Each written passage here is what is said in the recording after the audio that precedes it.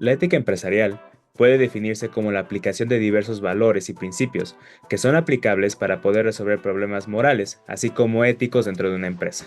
Algunos ejemplos serían la ética económica, la ética de las actuaciones empresariales, así como la ética personal, entre otras.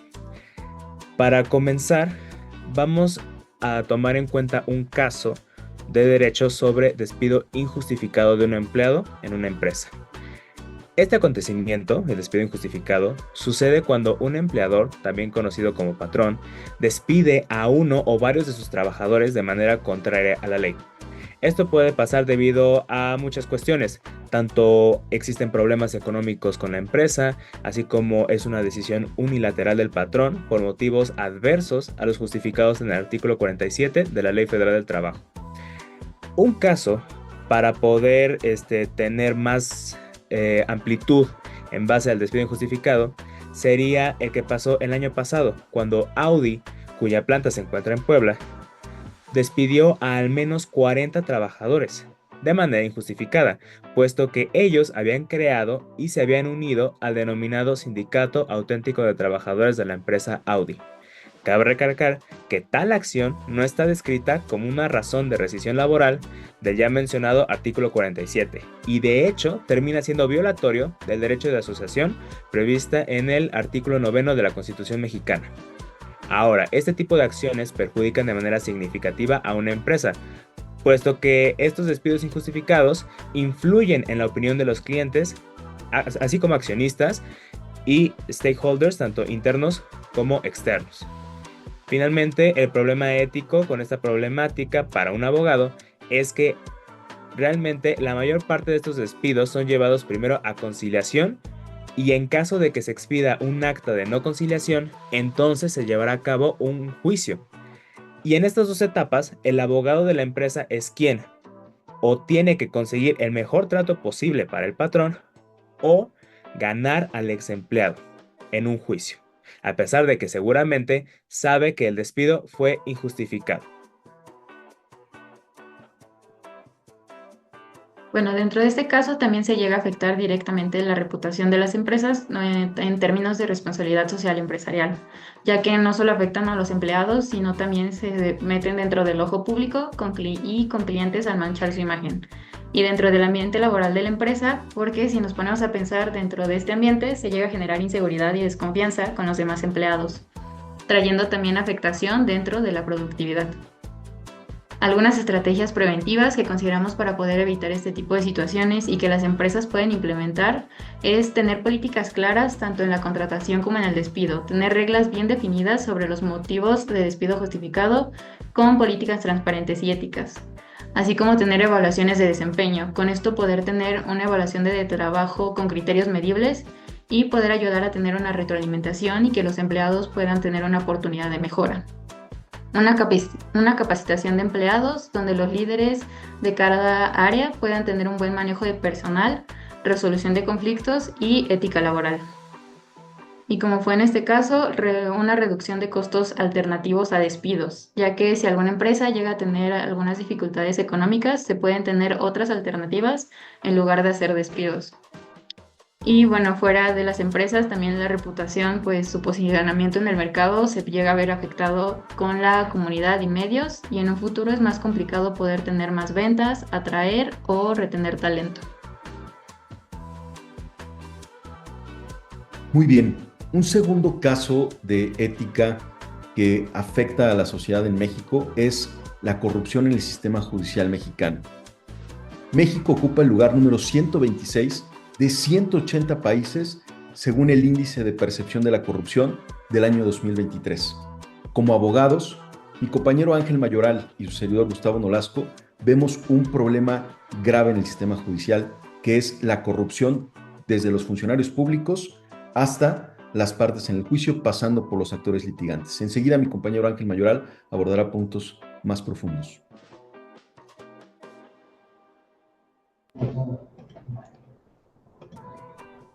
Es correcto. Siguiendo lo que contribuye mi compañero Gustavo Nolasco, me gustaría comenzar abordando el problema desde un punto más humanitario y no tanto apegado a la rigidez de la norma o al positivismo que se encuentra presente en nuestro sistema jurídico. ¿Por qué? Siento que en los últimos meses se ha hablado mucho de las fallas que se presentan dentro del Poder Judicial. Todo esto por la reforma judicial que se ha estado planteando. Y pese a que el plan C se refiere en modificar los argumentos, modificar los cimientos que rigen al Poder Judicial Federal, creo que es sobreentendido para todos que después de este va a llegar una versión equivalente para modificar también los poderes judiciales a nivel estatal. Aquí ya es una problemática en la ética y en la moral de aquellos trabajadores que integran los juzgados, los tribunales y las salas con relación a los litigantes. Es de aclarar en este punto que la corrupción de la que se está hablando dentro de este problema no se refiere a alterar el sentido de un procedimiento, a la elaboración de acuerdos parcializados, puesto que dichas problemáticas de corrupción social y judicial develan una gravedad mucho mayor que por ningún motivo puede aceptarse dentro de la sociedad. Estamos cruzando un límite en este punto que para nada es aceptable. Por ende, la problemática de la que se va a hablar en este punto va mucho más enfocada a los oficiales mayores, los escribientes, diligenciarios y demás puestos de menor jerarquía o sin tanta capacidad de influencia dentro de un procedimiento. Al final, la labor de un abogado empresarial es, objetivamente, llevar a la victoria a su compañía. A los actos honestos y los deshonestos por los que se rigen para ello no son clave dentro de esta problemática porque considero que pueden integrar una problemática por su cuenta, no serán analizados ni juzgados. Sin embargo, ¿qué ocurre cuando el abogado ve su asunto atascado por la carga laboral que hay en el trabajo? Para comprender lo anterior se deben enfatizar dos puntos clave para el servidor público. En primer lugar, no se puede ignorar que por cada asunto que un abogado empresarial, civil, veas en la materia que se vea, está llevando en el juzgado, el servidor público tiene que lidiar con otros 500, con otros 600. En otras palabras, la carga de trabajo imposibilita una rápida expedición de justicia, y no porque el servidor público no quiera, sino porque no es humanamente posible dispensar tantos expedientes, tantos asuntos, tantos razonamientos legales dentro del marco de trabajo que se expide. Y a su vez, el personal no es el suficiente. Aquí hay una problemática que primero radica en el gobierno como tal, puesto que no está administrando la suficiente cantidad de recursos para poder garantizar para el ciudadano una correcta administración de justicia. Y adicionalmente a esto se le debe sumar que los bajos sueldos que recibe el personal derivan en una relación simbiótica entre el personal del tribunal y el abogado patrono. ¿Por qué?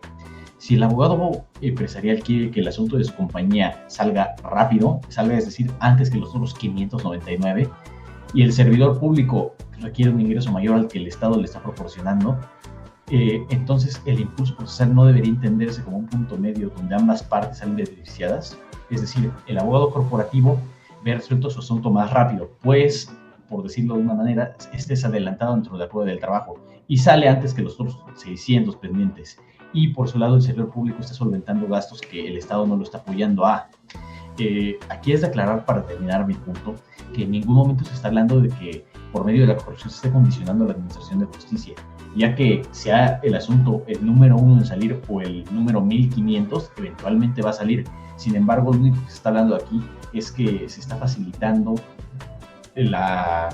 que salga más rápido que de lo que debería, de lo que usualmente debería, es decir, se le está dando prioridad. Así es. Entonces, desde la perspectiva como abogados, planteamos 3 estrategias que pueden ayudar a funcionar mucho mejor el sistema judicial mexicano. En primer lugar, que exista una capacitación a los funcionarios públicos, tanto estatales como federales, desde jueces, secretarios de acuerdo, proyectistas, notificadores, oficiales del juzgado, para que comprendan y tengan conciencia social de que la corrupción es un problema que afecta a mediano y a largo plazo sus mismos empleos, sin mencionar, además, que también es un problema que va a atacar o va a perjudicar demasiado a la sociedad. En segunda instancia, la estrategia de hacer campañas de difusión para que las partes dentro del juicio, como los mismos abogados que actúan, también tengan conciencia de que se trata de un delito sancionado por las leyes penales y esto va a traer una consecuencia no solamente en el resultado de su juicio, sino también en su misma privación a la libertad. Y tercer lugar, que exista un órgano que evalúe, que dé seguimiento y que sancione justamente a las partes actuantes dentro del juicio, a los abogados y a los funcionarios públicos. Son 3 de las estrategias que se pueden implementar para desarrollarlo.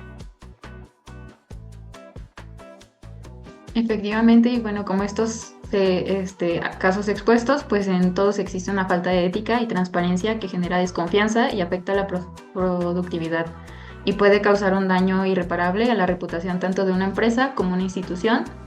Y bueno, para que estas organizaciones mantengan su legitimidad social, deben comprometerse con principios éticos, tanto en su operación interna como en su interacción con instituciones públicas. Esto incluye políticas claras, capacitación de empleados y establecimiento de mecanismos de supervisión y rendición de cuentas.